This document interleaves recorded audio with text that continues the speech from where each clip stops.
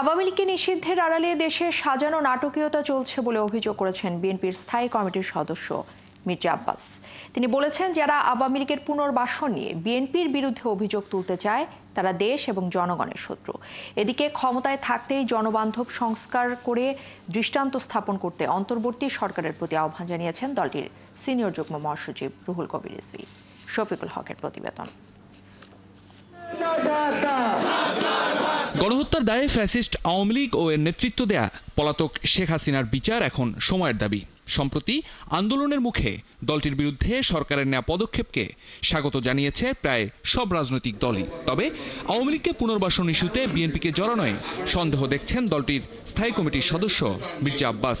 যারা আজকে বলে যে বিএনপি পুনর্বাসিত করতে চায় তারা আসলে দেশ এবং জাতির শত্রু। কারণ একমাত্র বিএনপি একমাত্র আছে বাংলাদেশকে এখন বিদেশি শত্রুর হাত থেকে রক্ষা করার জন্য। সোমবার সকালে জাতীয় প্রেস ক্লাবে এক স্মরণ সভায় যোগ দিয়ে আওয়ামী লীগ ইস্যুতে নিজের মন্তব্য তুলে ধরেন এই বিএনপি নেতা। শাহবাগে লাগাতার আন্দোলন নাটক কিনা সে প্রশ্নও তোলেন তিনি। শেখ হাসিনা কিছু করার আগে একটা অপকর্ম কোথাও ঘটাতো, আমরা তখন বুঝতাম যে সে কিছু একটা ঘটনা ঘটাবে, তো একদিকে আমাদের দৃষ্টি নিয়ে যেত আর কাজটা দিক দিয়ে করতো। আরো জানি কি ঘুরতেছে, আমার খুব সন্দেহ হচ্ছে আরো জানি কি ঘুরতেছে, নইলে শাহবাগানি নাটক কেন হঠাৎ করে? সরকারের পৃষ্ঠপোষকতায় সরকারের দল এনসিপির লোকেরা ওখানে মিছিল মিটিং করে কিভাবে?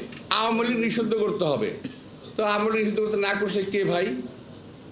কে না করছে? বিএনপি না করছে? দেশপ্রেমিক সরকার হলে দেশের স্বার্থ আগে দেখতে হবে উল্লেখ করে মির্জা আব্বাস আবারও বললেন, মানবিক করিডোর দেয়া হবে কি হবে না সে সিদ্ধান্ত নেবে নির্বাচিত সরকার। আমি এই সরকারকে আমি আমার কথা বলছি, নিরপেক্ষ ভাবতে আমি পারছি না। তারা কোনো উদ্দেশ্য পারপাস সার্ভ করতেছে এই সরকার কোনো পরিস্থিতিতেই গণবান্ধব কিংবা দেশপ্রেমিক সরকার নয়। বাংলাদেশের অভ্যন্তরের কোনো করিডোর কিংবা প্যাসেজ দেওয়ার কোনো সুযোগ নাই জনগণের মতামত ছাড়া। প্রেস ক্লাবে আরেক আলোচনায় বিএনপির সিনিয়র যুগ্ম মহাসচিব রুহুল কবির রিজভী বলেন, সংস্কারের নামে আবেগের বশে সিদ্ধান্ত নিলে তাতে বিপদ বাড়তে পারে। আপনারা অনেক দূর তাকিয়ে সিদ্ধান্ত নিন, না হলে কিন্তু বিপদ হতে পারে। এখন থেকে এমন কিছু আপনারা উদ্যোগ গ্রহণ করতেন যেটা একটা দৃষ্টান্ত হয়ে থাকতো। আপনারা সংস্কারের কথা বলছেন, আপনারা কিছু সংস্কার আপনার ক্ষমতায় থাকতেই দেখান না কেন? শফিকুল হক, ৭১, ঢাকা।